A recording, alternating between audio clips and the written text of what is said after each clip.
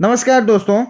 Finally RRB NTPC का result आ गया है और इस रिजल्ट के आने के बाद स्टूडेंट बहुत ही मायूस हैं। ठीक है, उसका कारण ये है कि इसमें बहुत ही हाई कट ऑफ गया है और हाई कट ऑफ जाने का कारण भी कुछ है, वो भी मैं आपको बताऊंगा। अब देखिए, इस रिजल्ट में गड़बड़ी हुई है या नहीं ये तो बात की बात है, लेकिन जो रिजल्ट आया है उससे तो लग रहा है कि कुछ ना कुछ इसमें मैटर है। इससे रिलेटेड कई सवाल बच्चों ने पूछे हैं जिसका जवाब रेलवे बोर्ड ने दिया है, वो भी मैं आपको बताऊंगा। तो आइए सबसे पहले देखते हैं कि इतनी हाई कट ऑफ क्यों गई है। देखिए, रेलवे ने 2019 में नोटिफिकेशन निकाला था, ठीक है, आरआरबी एनटीपीसी की वैकेंसी का, जिसमें 35,277 वैकेंसीज थी।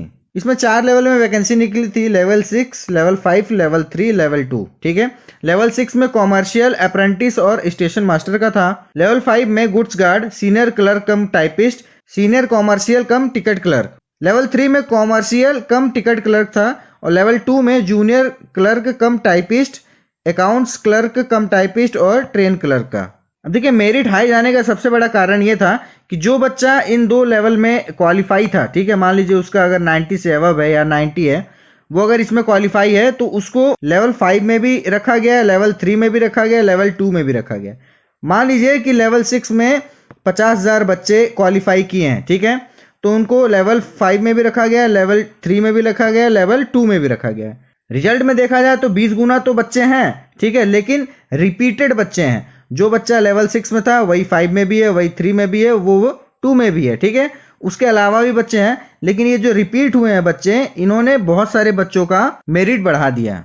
कुल मिला के ये जो प्रोसेस है ये CBT 2 में होना चाहिए था, ठीक है, लेकिन इसको CBT 1 में ही कर दिया गया, जिसकी वजह से ये बवाल चल रहा है।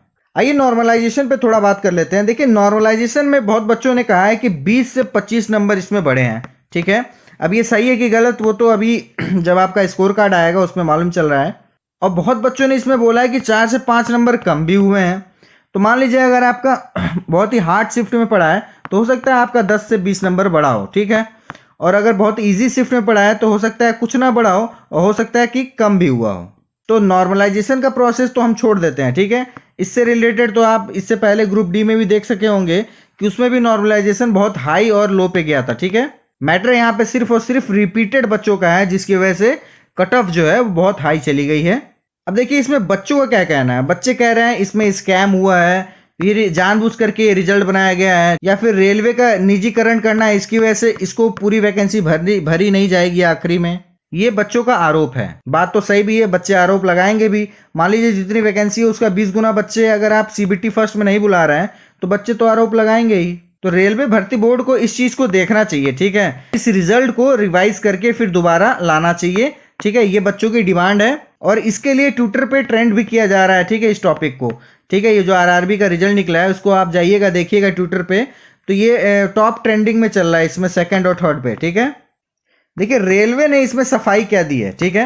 रेलवे ने अभी एक नोटिफिकेशन निकाला, उसमें इस चीज़ के बारे में सफाई दी है। उसमें इन्होंने बोला है कि हमने जो नोटिफिकेशन निकाला था उसमें पैरा 13.6 में हमने साफ बोल दिया था कि इसी तरीके का नॉर्मल मतलब जो मेरिट हो गई वो निकाली जाएगी। मतलब ये है कि हर वैकेंसी के हिसाब से 20 गुना बुलाया जाएगा, ठीक है। तो देखिए, ये ठीक है, कोई बात नहीं, आप बुलाइए हर वैकेंसी के हिसाब से 20 गुना, लेकिन जो बच्चा पहले में है वो दूसरे, तीसरे, चौथे में भी क्यों है, ठीक है। इसके हिसाब से तो एक बच्चे को बहुत ज़्यादा चांस मिल जाएगा और जो थोड़े सा नीचे है बच्चा, मान लीजिए किसी का 70 पे सिलेक्शन हुआ है और किसी का 69 पॉइंट कुछ नंबर है, ठीक है, और उस बेचारे का सिलेक्शन नहीं हुआ है, तो ये जो 0.5 है, तो आप कैसे बता सकते हैं कि ये इससे ज़्यादा टैलेंटेड होगा या कम होगा, ठीक है। तो इतना मार्जिन तो आपको रखना पड़ेगा बच्चों के लिए।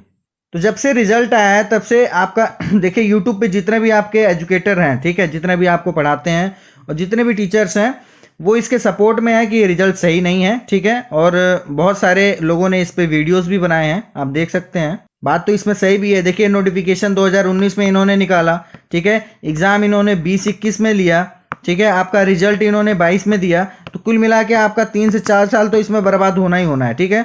तो आप एक तो 304 साल इसमें बर्बाद भी कर रहे हो बच्चों का, ऊपर से आप सही तरीके से उसको मेरिट भी नहीं निकाल रहे हैं, तो जाहिर सी बात है बच्चों के लिए दिक्कतें तो बढ़ेंगी।